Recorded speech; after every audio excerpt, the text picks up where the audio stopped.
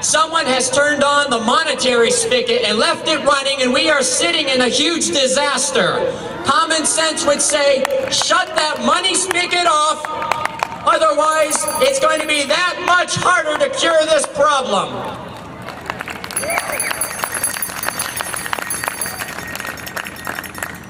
James Madison warned, government is everywhere extending the sphere of its activity, drawing all power into its impetuous vortex.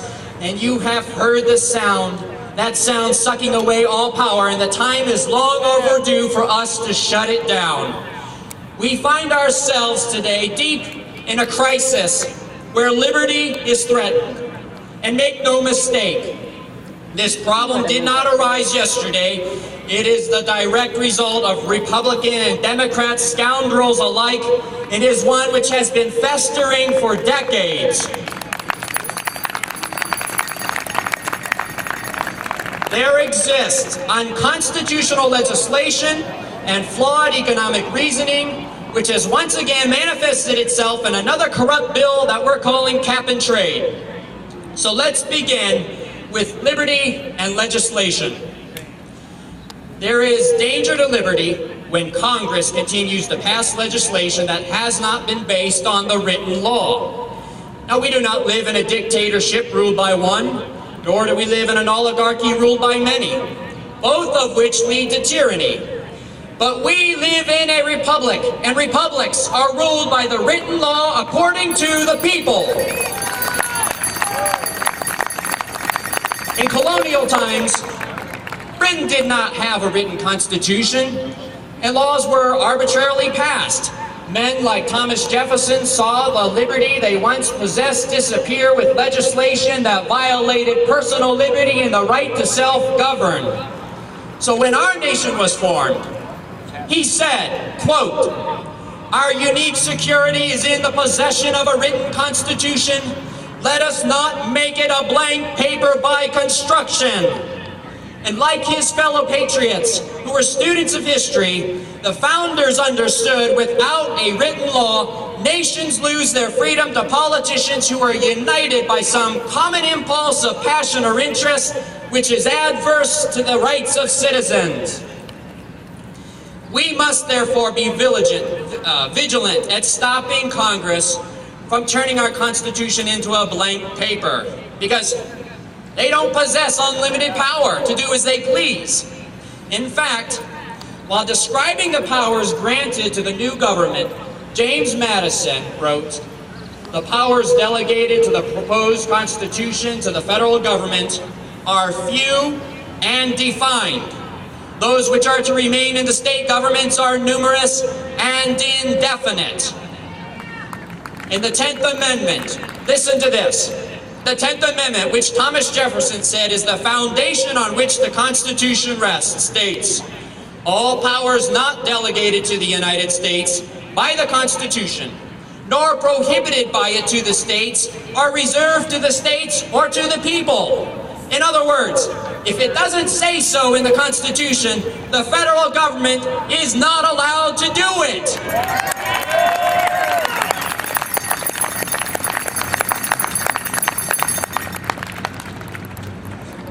Well, what's the point?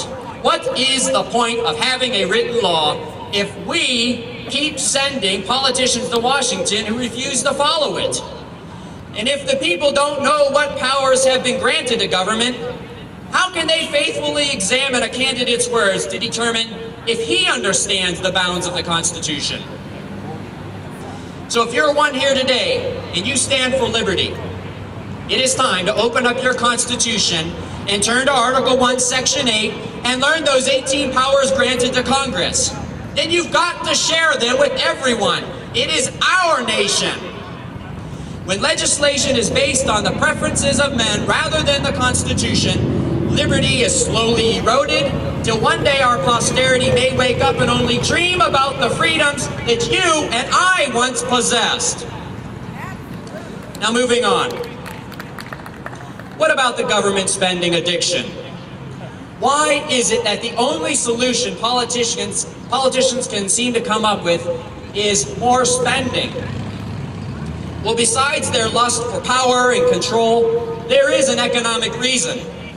There are currently two prevailing schools of economic thought. One is called the Keynesian method, and the other is called the Austrian method. The first preaches a philosophy of government intervention, and the second, non-intervention. Which one do you think our government's adopted? The first one, the Keynesian, right.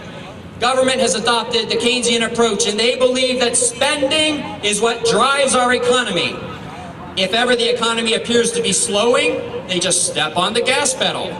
Spend more, print more, inflate the money supply more, lower the interest rate, borrow and deficit spend. This, they believe, will keep employment and production numbers high. Well, how do you think their method's working out for them? That's right, bad. They do not see that their interventions in the marketplace are what cause the ups and downs in our economy. There is, however, an alternative approach, and it's called the Austrian School of Economic Theory. Now, this approach has nothing to do with the nation of Austria. It's just an economic school of thought, but it embraces freedom, personal liberty, and ingenuity without government intervention. And these economists believe that saving and production drive an economy. Spending is the byproduct. Spending is the cart, not the horse. Manipulation of the money supply causes unsustainable growth, such as the recent housing bubble that we've seen, and it always results in a recession. Now listen to this. We were told that only a few people saw this recent housing and financial crash coming. And just this morning, the Vice President said, quote, "The truth is, we and everyone else misread the economy." But the real truth is, there were hundreds of economists who hold the Austrian view, and they were sounding the alarm of the problem that resided in our economy. But is anybody in Washington listening to those who accurately predicted these dire straits? No. Instead, government continues its guessing game, repeating the same mistakes made in past recessions, blindly throwing hundreds of billions, even trillions of dollars around like throwing mud at a wall, just hoping some of it will stick. To borrow one line from an economic historian, Thomas Woods, these same blockheads who couldn't see the impending doom approaching now expect us to follow because they claim now to have all the answers? I don't think so. Common sense would say start listening to the Austrian economists, the ones who got it right in the first place.